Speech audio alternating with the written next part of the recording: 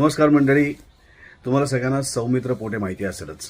मित्रमणे हे त्याचं YouTube channel अतिशय प्रसिद्ध आहे आणि कितीतरी वेगवेगळ्या क्षेत्रातल्या लोकांच्या मुलाखती त्यांनी या चॅनलवरती घेतलेल्या आहेत. आणि हाच आपला मित्र सौमित्र पोटे आता महाराष्ट्रातलं असं एक व्यक्तिमत्व जे साहित्यिक आहेत, अभिनेते आहेत, संगीत दिग्दर्शकही आहेत, अशा एका चतुरस्त्र व्यक्तिमत्वावरती यूट्यूब चॅनल घेऊन येतो आहे. त्यांचं नाव आहे गोविंदराव टेंबे.